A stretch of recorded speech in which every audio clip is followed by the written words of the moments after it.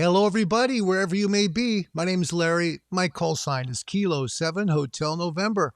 Welcome back to my shack. This is Ham Radio Live Show 73.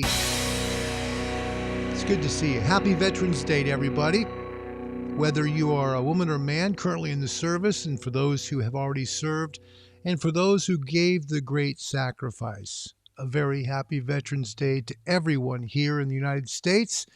We honor your service. Thank you for that. I'd like to tell you, we've got a big show coming up tomorrow, back to back. First, at 21 UTC, Mr. Eric Swartz. He is one of the founders of Elecraft. Yep, going to be talking about their new K4. Ordered one today. Really did. Also, after that, at 2150 Zulu, 2155, somewhere in there, Mr. Richard Stubbs from MFJ, all the way in Mississippi. Yeah, MFJ, Cushcraft, HyGain, Ameritron, all the stuff. He and Jarrett's going to be joining us live from Mississippi, talking about not only what they have now, but some future plans as well for things to make your shack really shine. Looking forward to showing you that tomorrow. That'll be at about 2150 UTC. Make sure and join us here on the channel. Happy Wednesday to you all. Today, going to be working on the technician exam. Technician exam is the first license class in the United States. I want to clarify something we talked about yesterday during the general portion, and this is good for technicians to know as well. It's very important. Sometimes, and I know it did for me when I took the exam, I was really a little bit concerned over knowing the actual frequencies I could use. Now, that seems strange now because I've had the experience of using a ham radio for a long time. But I remember during the test, I was really kind of stuck on this. So I want to give you some good practical advice here, okay? Technicians, if you want to use a microphone, okay, you're limited basically to part of 10 meters from 28 megahertz to 28.5 megahertz, okay? So that's your little slice of 10. Then you also get 6 meters from 50.1 megahertz up to 54 megahertz. And then you get, of course, 2 meters. So you get 2 meters, 70 centimeters, and so forth. Understand, I get a little glitch here. Saw it. So please understand that is the way it works. Technicians, only 10 meters and 6 and 2 and 70 centimeters, 73, and so forth. That's what you get. Sorry, 73, 33. That's all. Okay, for technicians. Just remember that. 10, 6, and up. Everything else you can't use a mic on, okay? If you're a general, it's probably easier to remember the frequencies that you can't work than the ones that you can, all right? Generals in the United States are limited on some frequencies, okay? Those frequencies include part of 15 plus 20, 40, and 80 and 75. Now, some of the questions might say 75 meters, but 80 meters is really the band, but it's split up right down the center at 3750. 75 80 meter band goes from 3.5 megahertz to 4 megahertz. But right at the split there, because technically 3750 is 80 meters, that's where the split is. Anything higher than 3750 becomes 75 meters. All of that below is 80. So remember, generals in the U.S., you can't use, if there's a question on your test, just remember 15, 20, 40, 80, or add 75 to that. There might be a question that'll do that. Hello, Bergs. Bergs, all the way in Sweden. Good to see you again. Welcome to the show. Reminding you guys again, tomorrow, 2 big shows. First with Eric Swartz at Elecraft. Looking forward to that. That's going to be great. Talking about their new K4, as well as Richard Stubbs and Jarrett from MFJ. Going to be a great show. Can't wait for that. It's going to be a lot of fun. We're going to be talking all things MFJ and Ameritron and Cushcraft and HyGain, all the stuff that they sell. They'll be talking about it. Plus, I understand maybe some products that are in the pipeline ready to go to you. That's pretty cool stuff. All right. Well, we're going to go over the technician today. It's a technician exam in the United States. For folks that aren't in the U.S., it still can be very helpful because it'll help you learn a little bit more about ham radio. For our future hams, those are the people we try and reach. This is for you, okay? To get you on the air. This is the basic exam in the United States. First question. goes to answer yesterday's, okay? Just remember, on which of the following bands is a general class license holder granted all amateur frequency privileges? That means all, the whole band. Now listen, okay, we all know on 15 meters, generals can operate in the U.S., but you can't have the whole band. You lose 25 kilohertz from 21.2 to 21.225. So the answer is C, 160, 60, 30, 17, 10, and 12. That's a mouthful to remember.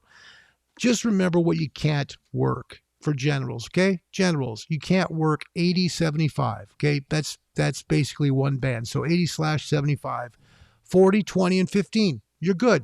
That's all you got to remember. That's it. Anders, hi there. I know, bedtime soon in Norway.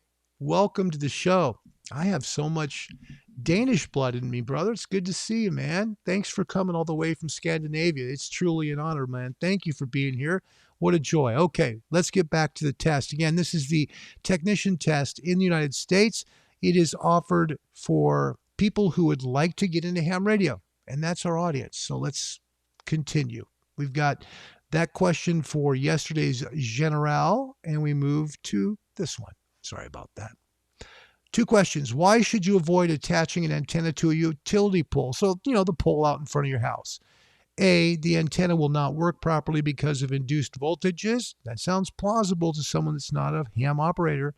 B, the utility company will charge you an extra monthly fee. Nope. C, the antenna could contact high voltage power lines, or D, all these choices are correct. The answer is C, the antenna could contact high voltage power lines, which essentially causes you major havoc in your home, which you don't want or need. Okay, next question. How can you make sure your station stays in compliance with RF safety regulations? This is a pretty easy answer. By reevaluating the station whenever an item of equipment is changed. Okay, if you change radios, yes, you should. If you had an amplifier, yes, absolutely you should. Okay. If you are putting in, say, antenna tuner, a high power tuner, not so much. But when you're doing amplifiers, radios, especially antennas, yes, you should reevaluate your station, because there could be a difference in the way things propagate. You might be sending your signal right over your neighbor's house, and all of a sudden, instead of watching a TV show, they're hearing interference from your station. You don't want that to happen. All right. Which of the following is a valid call sign in the U.S. for a technician class amateur radio station? The answer is A. Now, first, the prefix is the letter. In the U.S., it is K. Okay, let's go alphabetically. A, K, N, and W. Those are the prefixes in the U.S. And now there's a number, then it's followed by what's called the suffix. The prefix is the letter in front of the number. The suffix is the letters that follow the number. That would be whatever alphabetical thing you can think of. So K1 XXX is correct. That would be a valid call sign for a technician class amateur radio station. Now you may ask, okay, how do I have K7HN? That's called a vanity call in the United States. It's a call sign that's called, in my case, a 1x2. The prefix is one character, one letter, okay? Then followed by my call district, which is 7. Then the suffix is HN. That's 2, okay? Typically, if you're a general, you could start out with either a 2x3, which is 2 letters, followed by your call district number, then 3 letters in your suffix.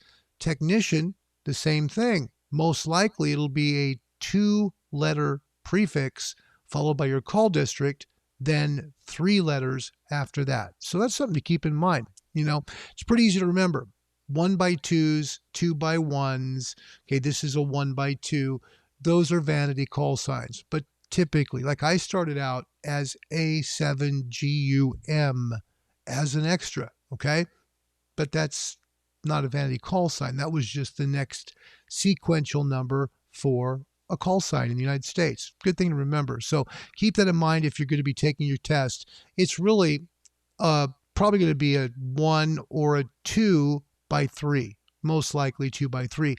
In that example, though, it's a 1 by 3. So 1 letter, a number, and then 3 letters following. All right. Next question is that one. Shows you clearly letter, prefix, number, call sign, followed by your suffix, which is 3. That's 3 letters. All right. Under what conditions is an amateur station authorized to transmit music using a phone emission? Now, we've talked about this many times, but I want to make sure it's very clear. It is only when it is incidental to an authorized transmission of a manned spacecraft communications. That's the only way you can put music in your broadcast. That's it. And that doesn't mean from your end. That means it's from the International Space Station. Say they're on the radio and they're listening to music, right? It's coming over your signal and you're broadcasting and they're broadcasting music. It's only when it's incidental to hearing them broadcasting music from the International Space Station. You cannot play music on your radio, okay? Hi, Eric. Good to see you. Good evening to you, buddy. Nice to see you. Well, Robbie, it's always a pleasure, man. 2-hour drive ahead of me. Oh, thanks, man. Nice compliment. That makes me happy. Robbie, you made my day. Thanks for being here today. I appreciate all of you. Please be here tomorrow, too. Tomorrow, we start an hour earlier. For you folks in Europe, 1 p.m. Pacific time, but 21 Zulu, so 9 p.m. in London. We will be having Eric Swartz from Elecraft live on the show. He'll be answering all your questions about the new K4 and all things Elecraft. Then I think a show that I would love to talk to you for hours about because of the impact of what this show is going to be. Richard Stubbs plus Jarrett, one of their engineers, is going to join us from MFJ in Mississippi. They'll be talking not only about the products they have, but they'll be answering your questions as well regarding an amplifier like an Ameritron's line, maybe an antenna, Cushcraft or a HyGain. Could be talking about MFJ antenna tuners. Whatever your questions are, they will be answering them tomorrow on the show. That show will start about 21:50 Zulu, 21:55, right in there, depending upon how long it goes with Eric Swartz from Elecraft. We want to give him all the respect in the world so you guys can ask him questions as well as ask all the questions you'd like of MFJ, because there's going to be a ton of stuff there. Ton of stuff. All right. So remember, this is coming tomorrow, okay? Which of the following restrictions apply when a non-licensed person is allowed to speak to a foreign nation using a station under the control of a technician class control operator? Now, it's a long question. Basically what it means is, when can someone else that's not licensed use your radio and speak to someone in another country? That's it, okay? A, the person must be a U.S. citizen. B, the foreign station must be one with which the U.S. has a third-party agreement. C, the licensed control operator must do the station identification. That sounds plausible to folks. Or D, all the choices are correct. Now, A could seem plausible too, but the answer is B. The foreign station must be one with which the U.S. has a third-party agreement. Thankfully, all of them have third-party agreements with us. Thanks for the thumbs up. Please subscribe to the channel, by the way. We don't monetize it. It's our gift to everyone to try and help them get licensed. I won't put ads on. I ask you please to subscribe. That would be such a gift and such a blessing. That way we can be found in YouTube for people who want to learn about ham radio. Next question. Which Q signal indicates that you are receiving interference from other stations? This one can be confusing even to ham operators. I'm not kidding. A, QRM.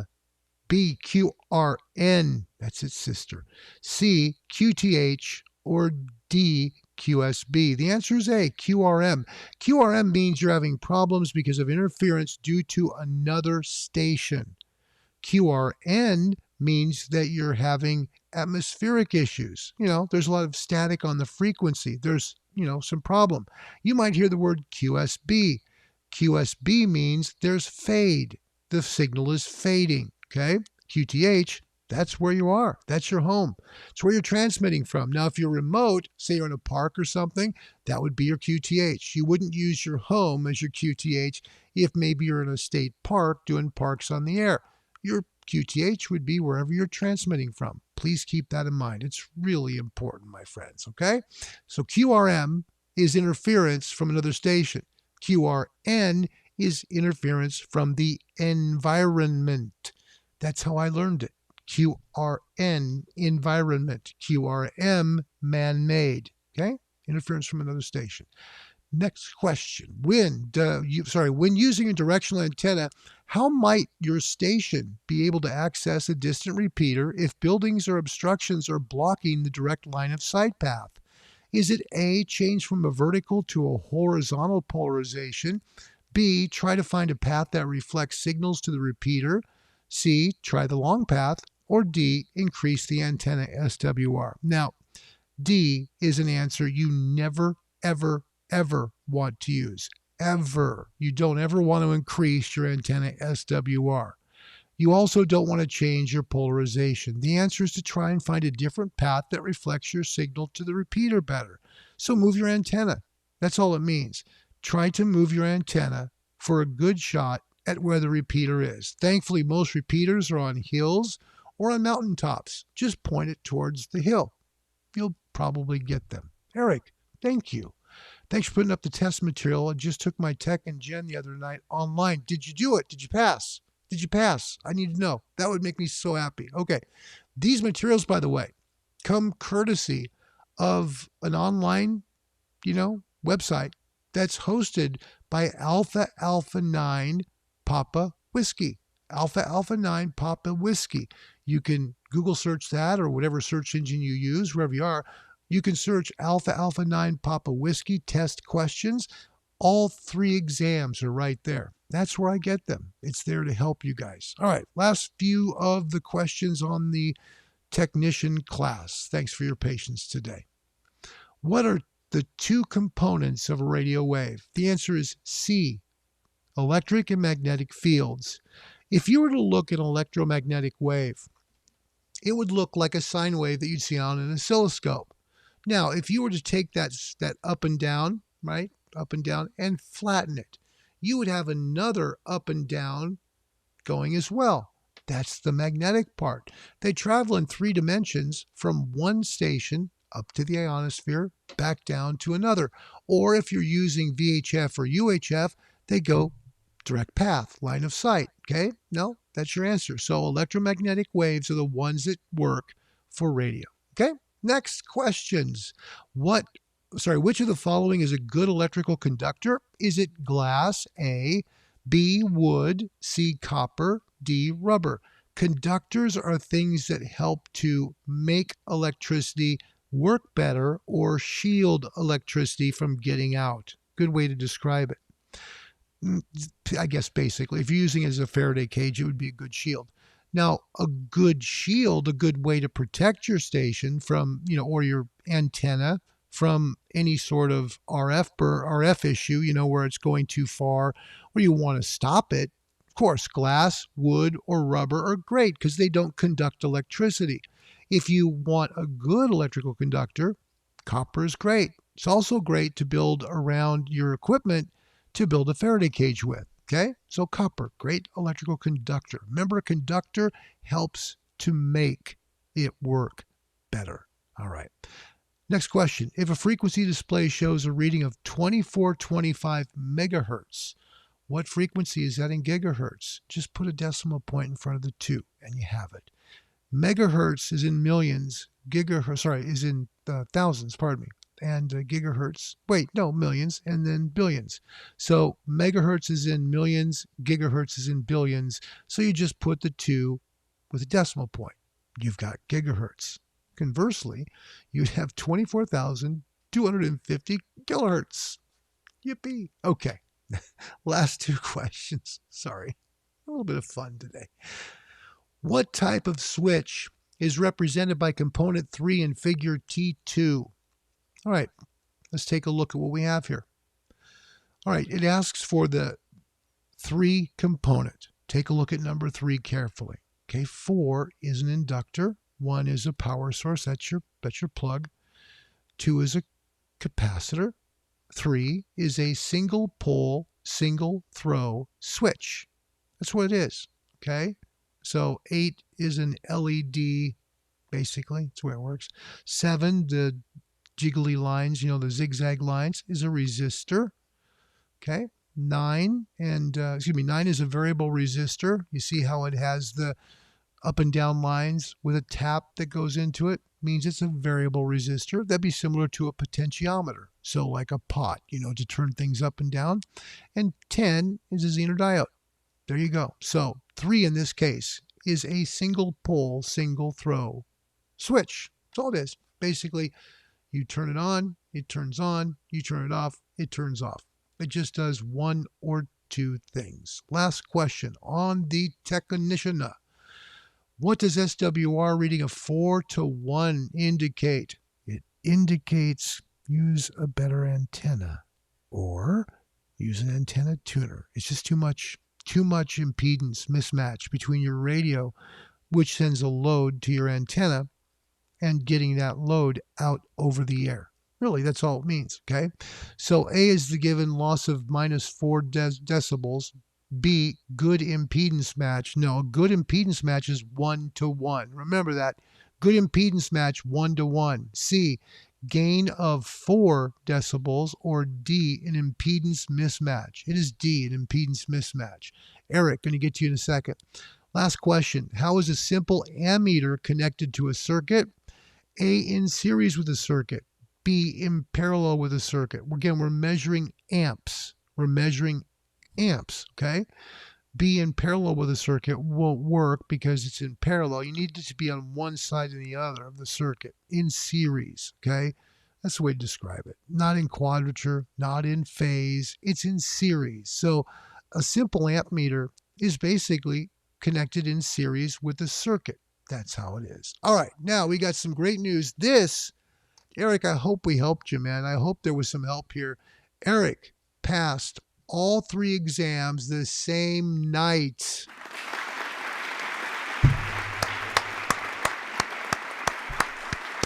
Woohoo! Yes! I'm so happy for you, man. I am so happy for you. Congratulations, Mr. New General.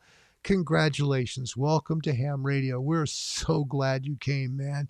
That right there made my day, Eric. You did it. You did it, Eric. Passed all of them the same night.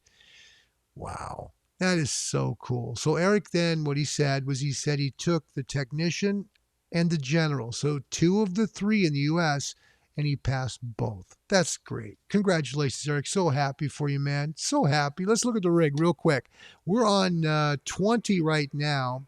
Let me take a look, because I think maybe next door we might be having a little itsy-bitsy problem. See it? RFI. And it's very familiar looking RFI, if you know what I mean. Thought we had this problem fixed, but somehow it doesn't seem to be fixed. See it, all those lines?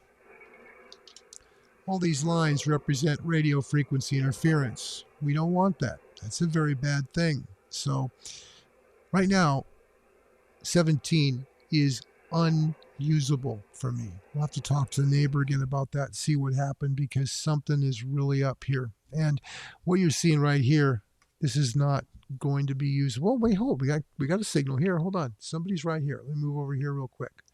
All right. Using the HyGain AV680 vertical. It's at 33 feet. And we should be right there. So we'll take a listen, see if we can pick it up, and see if we can get on this QSO. Now, hang on. Going to be a little noisy.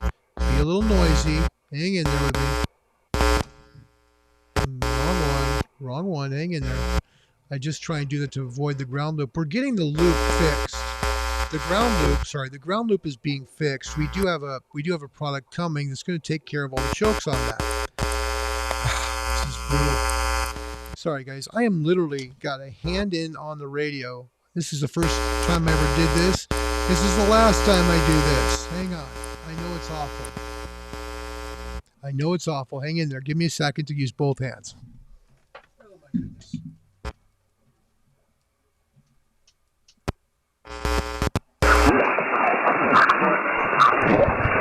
I think in that circumstance, we'll just use the ground loop and just not do that ever again. Sorry, folks.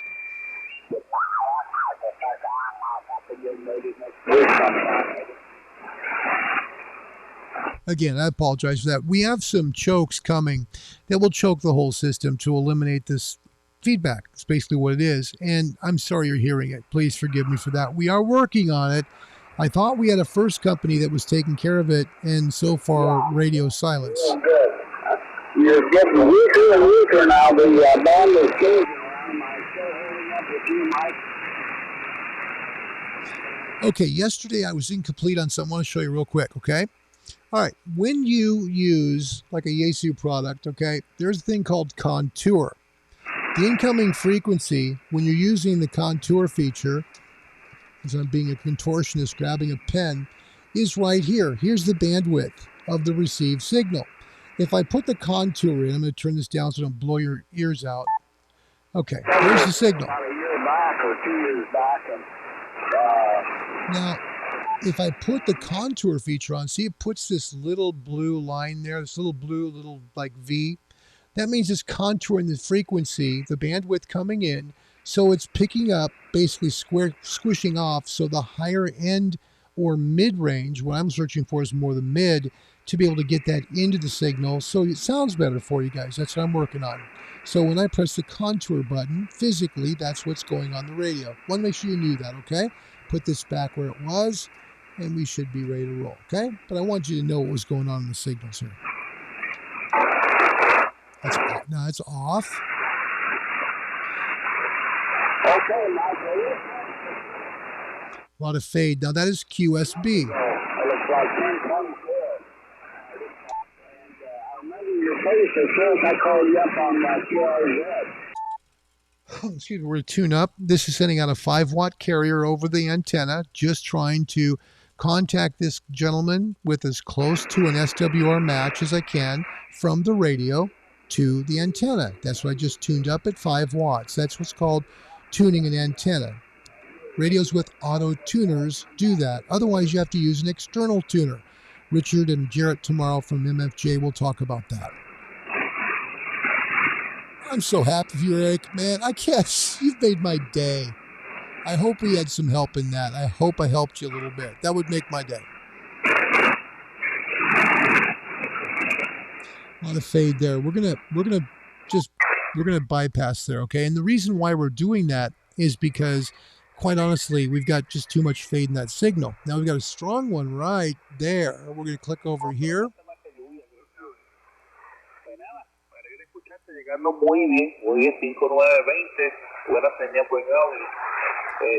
Obviously that's DX. Got some over here. We'll move over here because I'm not going to be able to understand that one.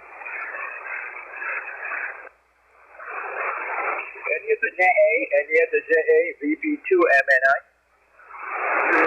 I wish I spoke more languages. I really do. It would be so much better on ham radio. America, am I correct? This is going to be a DX call, guys. Hang on.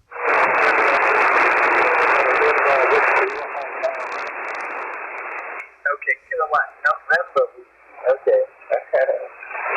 Okay, thanks a lot. This is from the Caribbean. I know who this is. This is Frankie. Oh boy, I can't pronounce the name. But anyway, Japan America 2 kilowatt November whiskey. VP2MNI. On your next program, I'll give you a report then, won't you? It's my friend Frankie. He's in Montserrat in the southeastern Caribbean.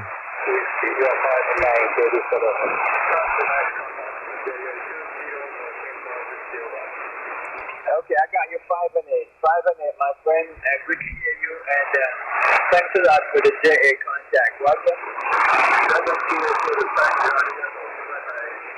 Okay, bye-bye. Kilo 7 Hotel November. How are you, Frankie?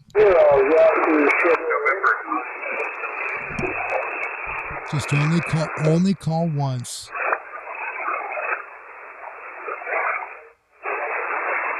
It's best, some people will call over and over again. That's not good practice. Just call one time. Any of the JA, please call VP2M. Any of the JA, VP2MNI.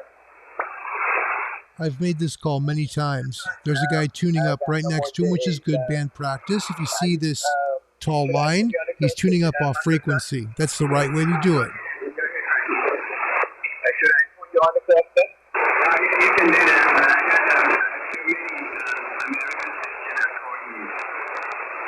already, but I told them this time that I was going to call it JA.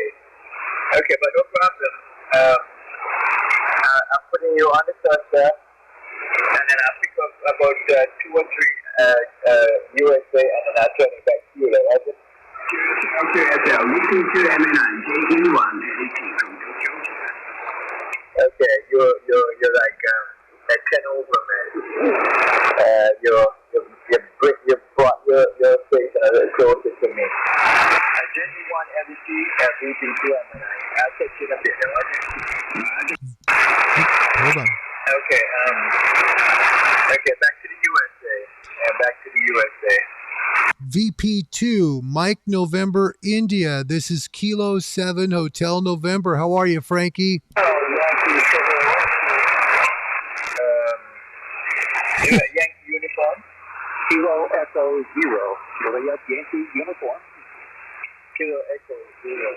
Okay. Yeah, Frankie's call sign is Victor Papa 2, Mike November, India. He's located on the island of Montserrat in the Southeast Caribbean, just above Venezuela. Wichita, Kansas. Good to hear you again, Randy, and a fine copy. By any chance, are you copying Japan? No, I'm not. Sorry. I heard you trying to reach out to you. Sounds like Frankie's trying to work a contact into Japan. He's trying to work JAs, which he likes to do. Frankie's a good guy. He's one of the coolest guys in ham radio. You'd love him. This is a call you'd love to make. He's a good guy. You came up to about 15 over. Catch you later, Randy. Kilo 7 Hotel November. How are you, Frankie?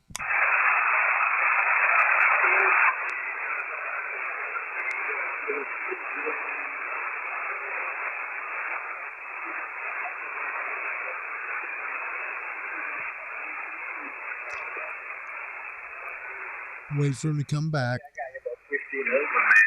Yeah, good to hear you, Jim. Let's stand by a second, Jim. Master Son, any copy on Alpha Echo 7 with you? Okay, he's catching somebody else. I don't want to bug him because he's making some calls, and he's happy. He's happily on his radio making some calls. We'll move over, but that's Frankie in Montserrat. Nice guy. One of the coolest people ever. He does a lot of DX work. Loves to work into the U.S. Loves to work U.S., also loves to work JAs, loves to work Japan. If you ever want to look, take a search. That's the best place you're going to go online for the island of Montserrat to know where he's at. Little island, but boy, is he good. He's a good guy. So you make one contact here on 20. I have to pick my brother up today. My brother has his cancer treatment. He's at it right now. My brother's been fighting cancer now for 9 years. And my brother is truly my hero in life. He has went through so much. And can't tell you how much I am proud of him. Really proud of him.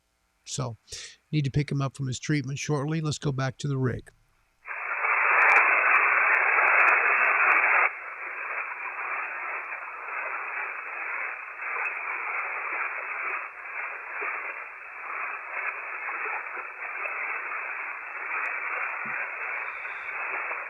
We have a signal here, but what's either happening is he's closed off or he's listening to somebody else.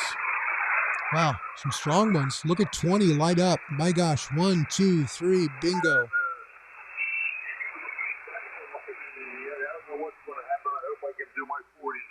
Look at that. There's another one here. We're about a 55 here in southern Indiana. There's southern Indiana. Right here.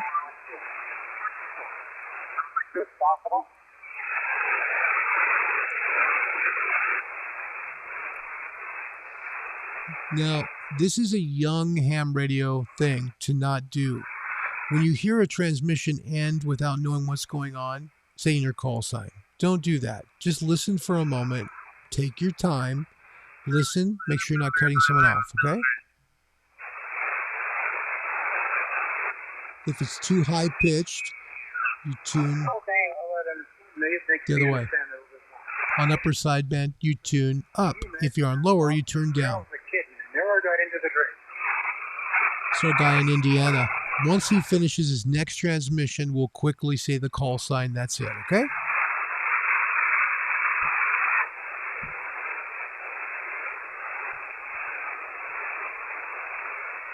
Oh, my. You mean there was other places that had them before California?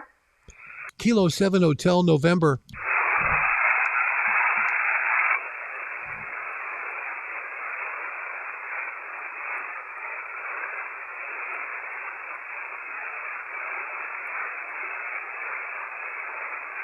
Wait for his response. Hang on, Bob. Who's the speaker? Yeah, hi, this is Kilo 7 Hotel November. My name's Larry. I do a YouTube podcast encouraging people to join the ham radio hobby, giving them test questions to help them get themselves licensed. Couldn't help but find your signal. It's so strong. You're 5'9" here into Oregon. My QTH is Independence, Oregon. My name is Larry. Lima Alpha Romeo Romeo Yankee. Sorry to interrupt you guys. Oh, that's fine there, Larry. And you're 5'9" here. I'm in southwestern South Dakota, and I've got my Yankee looking at Bob. He's up there in northwest Washington, so we got a pipeline between the two of us, and it's extending down to you pretty good, Larry. 100 watts here on a Yankee. Roger that. Well, I don't want to hold you guys up. I'm just running an FTDX 101 MP and HyGain vertical at 33 feet at 200 watts. So you sound great. Great signal. I'll leave you guys alone so you can do your call, and I'll send you a copy of the show. What was your call sign again? Sorry? I call W7 Lima Foxtrot Bravo. It came out of northwest Washington. Bob and I used to be physical neighbors up there.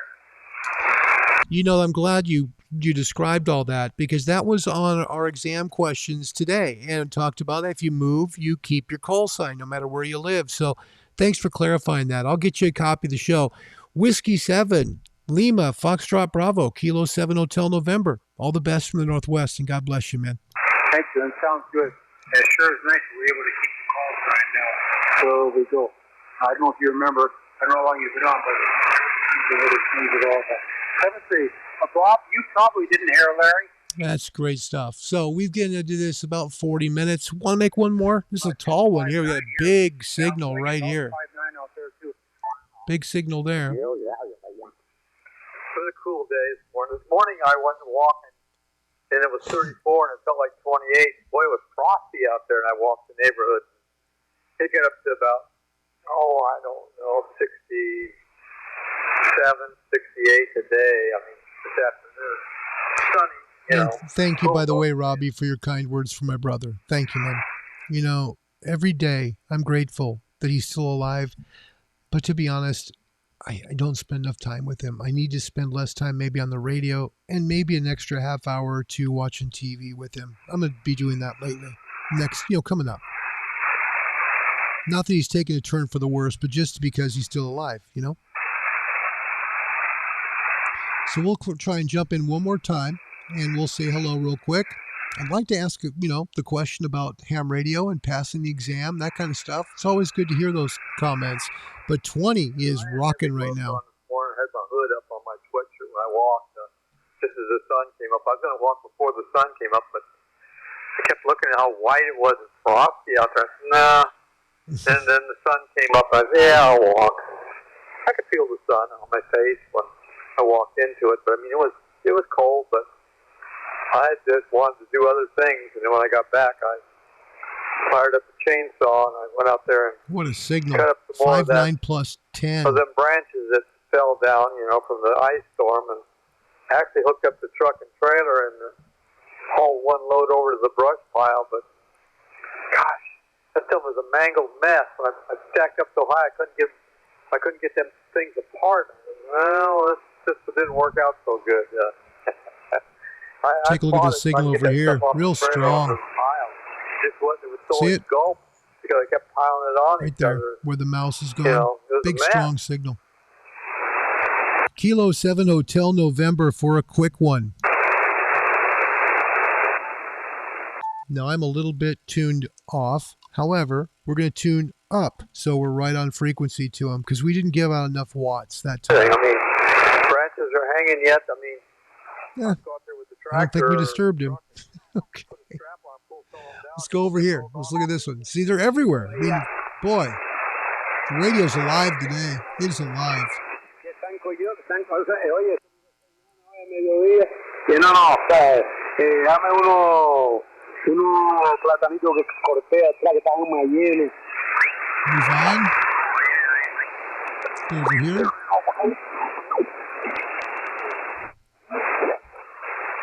Eric, have a nice evening. Thanks for being here. Thanks for being on the show, buddy. As always, it's such a pleasure. Thank you, pal. Appreciate you. Appreciate you being here.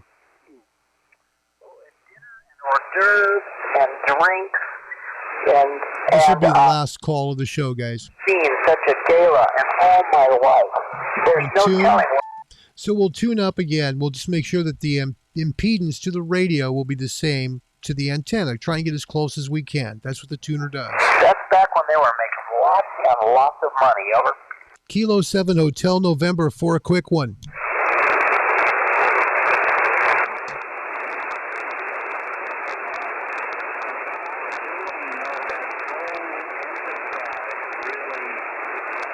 Barely hear the other side of the conversation, see?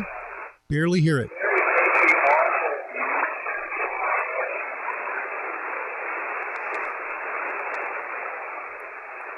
Put the contour back in to knock off the noise for you. Okay,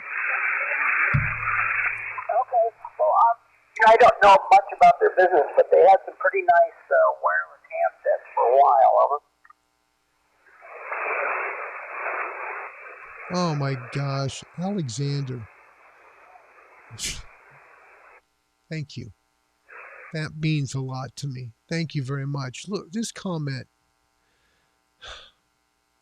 Thanks. You know, I mean that sincerely. Thank you. Means a lot to me. I do this because I care, and I really want more people to come on the radio. That's it. And your kindness means the world to me. I'll carry that comment the rest of my day. I want you to know that. Thank you for your wishes for my brother Bob as well. Thank you very much. I just thank you. Thank you very much. I just had to stop the show. Thank you. That's very kind. But 20 is rocking today, guys. Really strong. They're everywhere. All right, we're into this 42. So let's cut it for sure at 45. We'll try right here one more time. Look at the signals. They're everywhere. Good morning to you, and thanks again. JJ2CYL W5QG. Kilo 7 Hotel November. Okay, thanks, Gary. Here's at NEDX station, Whiskey 5, Queen, Germany. Kilo 7 Hotel November for a quick one. Kilo 7 Hotel November, W5QG. Good afternoon. My name is Gary. About a 5x3. Go ahead. Thank you. You are a solid. Well, hold on a second. Let me just grab you real quick. Give me 1 second. This is really important, Gary. Okay. Yeah, we're going to tune. Cardinal sin. Larry's going too fast, trying to get under the timer here at the YouTube video. My goodness gracious. Thank you for your patience. Wanted to tune up. That should be much better for you. My name is Larry. My call sign's Kilo 7 Hotel November. My QTH is Independence, Oregon. And what I do a YouTube channel to help encourage people to be ham radio operators, give them test questions and answers, plus the reason why. And at the end of the show, we try and make a couple of QSOs. So I'd love to be able to talk to you for a moment. If you would, could you talk to folks maybe about not being so intimidated by their ham test, that they can study it and they can pass it? Over. I'd be glad to talk to you. Let's see. You're thinking about 5-6. I missed what you wanted me to talk about again. Tell me again. I was just asking if you would just encourage people that the ham radio test is something they can pass. You know, it's not an impossible feat if they study for it. Over. Oh, yeah. Okay. So the question is about taking the ham radio test. Of course, it's been a long time since I've done that. I started ham radio back in the mid-'60s, the novice license and advanced and extra. So these days, it's easier, I think, than it was when I was doing it, partly because the code requirement has been dropped, and partly because the question pool is published. So if you can get you a copy of the question pool and learn the answers and try to understand why the answers are what they are, then you should make 100%. So anyway, it's a wonderful hobby. Most people start small, maybe local repeaters and so forth, but the higher class licenses give you more leeway to get on the HF bands and work DX, which is my big deal, as you may know. So very good, Larry. K7 Hotel November, W5QG. Very good. Thank you very much for sharing. Is your call sign W5QT? Is that correct? Yeah, QG, Quebec Golf. Quebec Golf. Thank you. QSL, Whiskey 5, Quebec Golf, Kilo 7, Hotel November. I'll send you a copy of the show to your QRZ email. Thank you for what you said. I think it's impactful when it comes from a ham. And, you know, when we have the test questions, we don't learn nearly as much as when we actually use the radio. Once we get our hands on the radio, then we discover why the test questions are the way they are and learn even more. So thank you for your comment. I appreciate it. I'll give you 73, let you work some DX. The bands are alive for sure. Whiskey 5, Quebec Golf, Kilo 7, Hotel November. All the best from the Northwest. God bless you, my friend. Okay, thank you, Larry. Very good. That sounds like you're doing some good work there. There's some interesting things going on.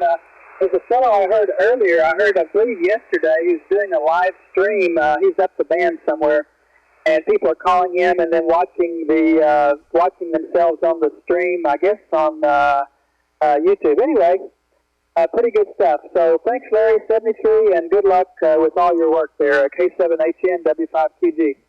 73. Thank you, my friend. We'll send that copy of the show to you that's on YouTube. See ya. Okay. That's great. So that is Whiskey 5 Quebec Golf. So that's in the 5 district. Give you an idea of where he is so you can get a good idea of how far that QSO was. And QSO for new hams, people who want to be in ham radio, that is a contact. Okay, that's basically what it means. So it means we have established contact. That is what a QSO means. So Whiskey 5 Quebec Golf is in Abilene, Texas. We've just made a contact with them, and boy, what a contact it was when you think about it. You know, we're using only 200 watts. Now, for some people, they think 200 watts isn't very much. Well, you'd be right.